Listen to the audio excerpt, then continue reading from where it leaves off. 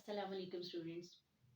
आज मैं आपके साथ जिस टॉपिक के ऊपर बात करने जा रही हूँ वो एमएससी क्रिमिनोलॉजी का एक बहुत इम्पोर्टेंट टॉपिक है और मैं ये स्पेशली अपने क्रिमिनोलॉजी के स्टूडेंट्स के लिए लेकर आई हूँ और ये टॉपिक है विक्टिमलेस क्राइम्स। ये अगरचे ये मैं बता दूँ कि मेरे जो एलएलबी के स्टूडेंट्स हैं, उनके लिए मैं बात क्लियर कर दूँ कि दो this is not the part of their syllabus, लेकिन अगर आप इसको आपकी आपकी नॉलेज में जो है ये बात भी होनी चाहिए कि कुछ क्राइम्स ऐसे होते हैं जो विक्टिमलेस होते हैं और ये बड़ी इंटरेस्टिंग बात है। ये वीडियो बहुत इंटरेस्टिंग आपको लगेगी क्योंकि इस पर आपने इससे पहले कभी हो सकता है सोचा ही ना हो या बहुत से लोगों के ज़हन में ऐसी बात आती नहीं है। सो आपको being the students of law भी आपको पता होना चाहिए कल को जब आपने प्रैक्टिस करनी है तो ऐसी सिचुएशन आपके सामने भी आ सकती है कि क्राइम तो कमिट हुआ है लेकिन विक्टिम को आप कैसे ट्रेस आउट करें या कैसे जो है आप उसको फाइंड आउट करें या विक्टिम है कौन। तो ऐसी सूरत में फिर जो ये जो कंसेप्ट है अगर आपका क्लियर होगा तो आप इजीली डिटेक्ट कर सकेंगे कि ऐसा भी होता है समटाइम कि क्राइम कमिट होता है लेकिन विक्टिम जो है वो डायरेक्टली कोई इसमें विक्टिम होता ही नहीं है या विक्टिम जो है वो उसको जो है आइडेंटिफाई करना दैट इज़ क्वाइट डिफिकल्ट। तो इस तरह से ये मेरी video specially this is for MSc criminology the students of MSc for the students of MSc criminology और जनरली जो है ये इस हमारे जो एलएलबी के स्टूडेंट्स हैं उनके लिए भी हेल्पफुल होगी। तो सबसे पहले हम डिफाइन कर लें कि विक्टिम कौन है। Victim means the person against whom some crime is committed, यानी जिस शख्स के खिलाफ क्राइम कमिट होता है हम उसको कहते हैं कि ये विक्टिम है या इन अदर वर्ड्स हम कह सकते हैं the person who who is who is affected by the crime against whom who is suffered by some kind of harm due to criminal act of some other person, तो ऐसे शख्स को हम कहते हैं कि ये विक्टिम है। ये बिल्कुल ऐसे ही है जैसे सिविल साइड पर हमारे पास जो है जब जब भी कोई क्रिमिनल रॉन्ग कमिट होती है तो एक शख्स उससे जब मुतासिर होता है तो हम कहते हैं ही इज अग्रीव्ड पर्सन। तो इसी तरह क्रिमिनल साइड पर जब किसी शख्स के खिलाफ कोई क्राइम कमिट होता है तो हम कहते हैं कि वो विक्टिम है। लेकिन जो विक्टिमलेस क्राइम्स हैं अगर हम उनकी डेफिनेशन देखें तो उसके लिए हम ब्लैक्स लॉ डिक्शनरी को देखते हैं। ब्लैक्स लॉ डिक्शनरी के मुताबिक victimless crime is a crime considered to have no direct victim, यानी विक्टिमलेस क्राइम्स ऐसे क्राइम्स होते हैं जिनमें कोई डायरेक्ट विक्टिम नहीं होता। ऐसे क्राइम्स जो है usually they they are committed with mutual consent. जो दो लोग जब अपनी मर्जी के साथ क्राइम कमिट करते हैं, यूजुअली जब दो लोग अपनी मर्जी से क्राइम कमिट करते हैं तो हम कहते हैं कि ये विक्टिमलेस क्राइम्स हैं। इसकी बहुत सी सूरतें होती है, विक्टिम हमें क्यों नहीं मिलता, विक्टिम जो है वो क्यों फाइंड आउट करना मुश्किल होता है, इसकी बहुत सी रीजंस होती हैं। जैसे मैंने सबसे पहले आपको बताया कि पहली वजह तो यही है कि जब दो लोग आपस में बाकायदा सलाह मशवरे से बाकायदा अपनी कंसेंट देकर जब कोई क्राइम कमिट करते हैं तो वो विक्टिमलेस क्राइम कहलाता है। और इसमें जो है जैसे एक शख्स जो है दूसरे के साथ बाकायदा उसकी रजामंदी हासिल करके अगर कोई अनलॉफुल कोई इलीगल सेक्सुअल रिलेशनशिप एस्टैब्लिश करता है, सेक्सुअल इंटरकोर्स करता है, तो ऐसी सूरत में क्राइम तो दोनों ने कमिट किया है, लेकिन इसमें विक्टिम नहीं है क्योंकि जिसने दोनों ने ही अपनी म्यूचुअल कंसेंट से किया, तो इसमें कोई भी किसी से मुतासर नहीं हुआ, किसी के खिलाफ आपने आपने खुद किया है, तो एक के क्रिमिनल एक्ट से दूसरा मुतासर नहीं हुआ, दूसरे ने तो खुद अपनी मर्ज़ी से उसको दावत दी कि वो आए और उसके साथ ये काम करे, तो जब आपने आपसी मशवरे के साथ सलाह-मशवरे के साथ आपने क्राइम कमिट किया, तो ऐसी सूरत में ये विक्टिमलेस क्राइम कंसिडर होगा। सेकेंडली समटाइम क्राइम्स ऐसे होते हैं कि जब लोग खुद ही जो है परपेट्रेटर्स होते हैं और खुद ही अपने खिलाफ जो है वो उस क्रिमिनल एक्ट का इर्तिकाब करते हैं। जैसे फर्ज करें कोई शख्स जो है सुसाइड कमिट करता है या अटेम्प्ट टू सुसाइड करता है। अब वो सुसाइड करने में कामयाब हो गया या नाकाम हुआ, इन बोथ द केसेस अगर उसे कोई नुकसान पहुंचा है तो नुकसान पहुंचाने वाला कोई और शख्स नहीं है, वो खुद है, वो खुद ही परपेट्रेटर है। तो लॉ कहता है जब आप खुद ही परपेट्रेटर हैं, आप खुद ही प्लान कर रही हैं अपने अगेंस्ट किसी किस्म के क्रिमिनल एक्ट को और फिर आप उससे मुतासर होते हैं, तो आप विक्टिम नहीं है, आपने किया अपना ही किया कराया आपने भुगता है। अच्छा, फिर तीसरी सिचुएशन एक ऐसी भी होती है कि सम टाइम कोई क्रिमिनल एक्शन कोई होता है लेकिन उससे कुछ लोग जो है वो मुतासिर होते हैं, इनडायरेक्टली मुतासिर होते हैं and they are in large number. वो जब तो होल सोसाइटी, होल कम्युनिटी जो है इससे जो है मुतासिर होती है, ऐसी सूरत में it becomes difficult to identify the real victim. या जो हम डायरेक्ट विक्टिम जो है उसको आइडेंटिफाई हम कर ही नहीं पाते हैं। जैसे एक सड़क के ऊपर जो है एक शख्स अचानक से वेपन निकाल लेता है और वो लोगों को डराता धमकाता है, ट्रैफिक रुक जाती है। अब हजारों की तादाद में गाड़ियां जो है वो रुक गई, बीच में कई एम्बुलेंसेस भी हैं जिनके अंदर जो पेशेंट्स हैं वो बेचारे जो तकलीफ से वो तकलीफ बर्दाश्त कर रहे हैं, और समटाइम किसी की सपोज किसी की डेथ भी हो जाती है। इसी तरीके से जो लोग हैं जो जो उस ट्रैफिक जैम की वजह से रुक गए, उनमें से हर किसी को किसी न किसी जगह पहुंचना है, उनके काम रुक गए हैं, उनको नुकसान हुआ है।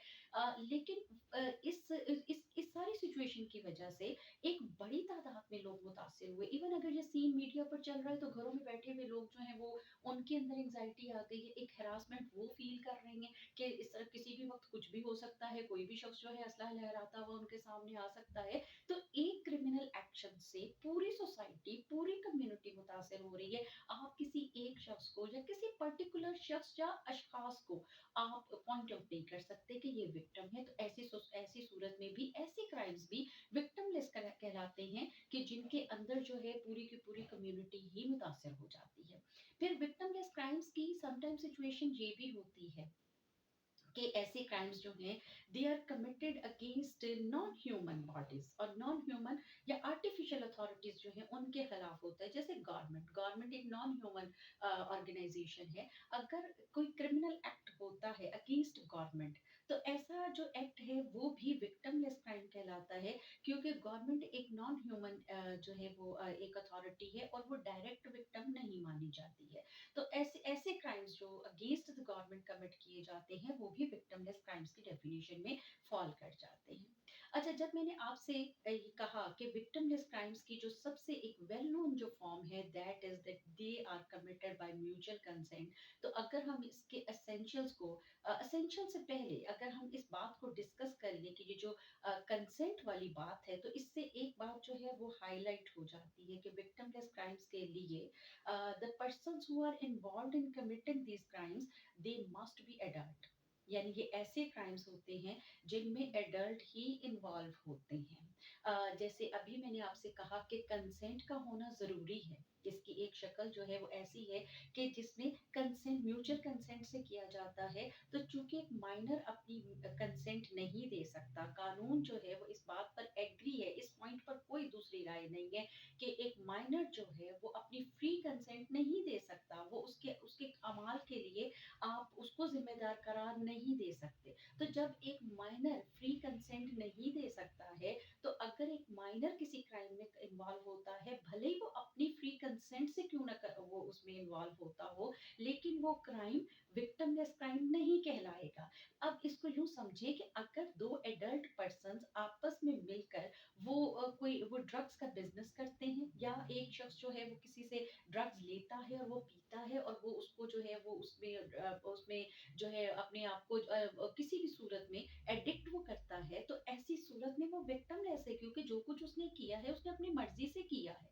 लेकिन अगर एक माइनर को आप ड्रग्स देते हैं, या माइनर अपनी मर्जी से जाके आपसे ड्रग्स खरीद रहा है और वो अपने आप को एडिक्ट कर रहा है, लेकिन ऐसे क्राइम को अगर माइनर ऐसा करता है तो आप उसको विक्टिमलेस नहीं कह सकते, क्योंकि माइनर ने बेशक अपनी आजाद मर्जी से वो आपके पास आया और उसने कहा कि मुझे ड्रग्स दें, और आपने उसको दिए और उसने खुद से जो है वो सारा उसको अपने आप को उसने वो एडिक्शन उसने सारी की।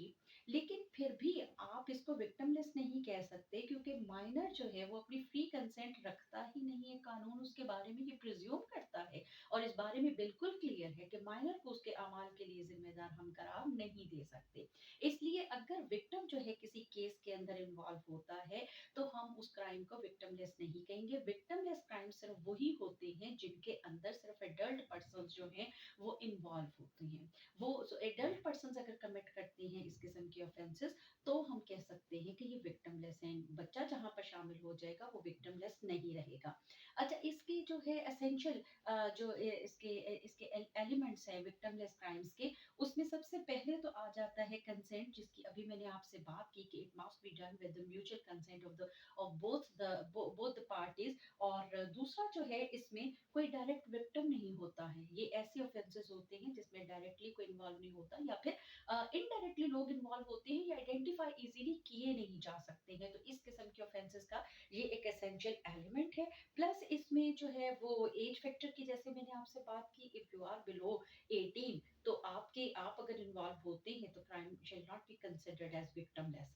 प्लस इसमें जो है इसकी एक स्पेशलिटी होती है, विक्टिमलेस क्राइम्स की एक स्पेशलिटी होती है कि इसमें एक इंडिविजुअल जो भी अपना जो एक क्रिमिनल बिहेवियर रखता है, ये क्रिमिनल एक्शन जो भी वो करता है, उसके ज़रिए से वो अगर अपने जो राइट्स जो मुतासिर होते हैं, सिर्फ़ उसके अपने राइट्स मुतासिर होते हैं, वो किसी और के राइट्स को मुतासिर नहीं करता। वो गैम्बलिंग करता है तो वो अपने राइट्स को मुतासिर करता है, सुसाइड करता है तो खुद अपने आप को नुकसान पहुँचाता है, ड्रग्स करता है, खुद अपने आप को नुकसान पहुँचाता है। तो ये ऐसी ऑफ़ेंसेस होते हैं जिनके अंदर एक शख्स खुद अपने आप को नुकसान कर पहुँचाता है, दूसरों के खिलाफ जो है वो उसका उसका एक्शन जो है वो नहीं होता।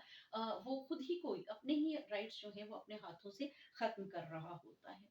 अगर हम इसकी एग्ज़ाम्पल्स देखना चाहें विक्टिमलेस क्राइम्स की, तो इसकी सबसे बेस्ट एग्ज़ाम्पल प्रोस्टिट्यूशन की है कि जैसे मैंने आपको बताया कि when people involve themselves in unlawful sexual activities for any purpose either to get money or for some any other purpose, any other benefit or to get gain some any other benefit, तो हम कहते हैं कि उन्होंने अपनी free consent से अगर किया है, अपनी आज़ाद मर्ज़ी से अगर उन्होंने किया है, तो ये प्रोस्टिट्यूशन का अमल जो है, ये विक्टिमलेस क्राइम है। आप बाद में ये नहीं कह सकते कि मुझे इससे नुकसान पहुँचा। हाँ, अगर एक शख्स जो है, वो दूसरे को वो डरा धमका के, थ्रेटन करके, किसी चीज़ का खौफ दिला के, अगर वो उसको जो है उसको उसको मजबूर करता है कि वो मेरे साथ करे, तो फिर तो वो दूसरी चीज़ हो जाती है ना, फिर तो वो रेप में आ जाता है, ज़बरदस्ती आप किसी के साथ कुछ करते हैं, वो फिर विक्टिमलेस नहीं होता, उसमें विक्टिम होता है, रेप में विक्टिम होता है, लेकिन जब आपने अपनी अपनी फ्री कंसेंट के साथ किया, तो फिर उसके वो फिर विक्टिमलेस है।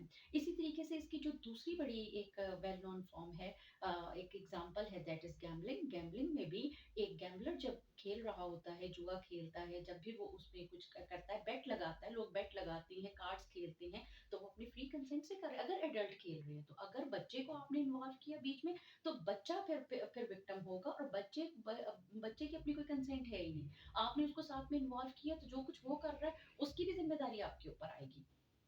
तो अगर ये जो इस किस्म की एक्टिविटीज़ जैसे बेट्स लगाई जाती हैं या गैम्बलिंग की जाती है या कार्ड्स वगैरह खेले जाते हैं, तो इस किस्म की एक्टिविटीज़ में भी ये जो है ये विक्टिमलेस एक्टिविटीज़ कहलाती विक्टिमलेस क्राइम्स कहलाते हैं। और इसमें जो है जो जो कर रहा है वो खुद ही उसने उसने खुद ही गड्ढे खोदे हुए जिनके अंदर जो है वो अपने आप को गिराता है। इसकी तीसरी एक जो बेस्ट एग्ज़ाम्पल है that is suicide.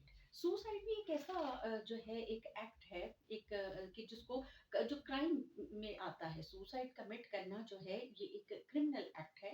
Attempt to suicide उसकी जो है बाकायदा पनिशमेंट भी है और हमारा लॉ तो कहता है कि सुसाइड जो है वो क्रिमिनल एक्ट है और ये पनिशेबल है, लेकिन खैर इसके ऊपर काफ़ी केस लॉ मौजूद है और एक इंडियन केस के अंदर इसमें बहुत तफसील के साथ डिस्कशन भी हुई, डिबेट हुई और उसके बाद फाइनली कोर्ट ने कंक्लूड किया कि अगरचे इट्स इट्स अ क्राइम, लेकिन इसकी पनिशमेंट जो है वो हम किसको दें, क्योंकि जिसने सुसाइड कमिट की है, तो as soon as he commits the suicide he commits this criminal act, he is dead. तो जब वो उसको सजा आपने किए की खुद ही मिल गई, तो वो इस दुनिया में he is no more there in the world कि हम उसको उसके किए धरे की सजा दें। सो उसने अपनी सजा खुद ही पा ली है। सो ये एक क्राइम तो जरूर है। अगर सुसाइड की आप अटेम्प्ट करते हैं लेकिन उसमें नाकाम हो जाते हैं, तो अटेम्प्ट टू सुसाइड के लिए आपको उसकी पनिशमेंट मिलेगी। लेकिन अगर आपने सुसाइड कमिट की, को अटेम्प्ट की और उसमें सक्सेसफुल हो गए और आप चले गए इस दुनिया से, तो फिर ये आपने गलत काम तो किया, आपने क्रिमिनल एक्ट तो किया, लेकिन इसके लिए आपको फिर कोई सजा नहीं मिल सकती क्योंकि आपका वजूद ही दुनिया से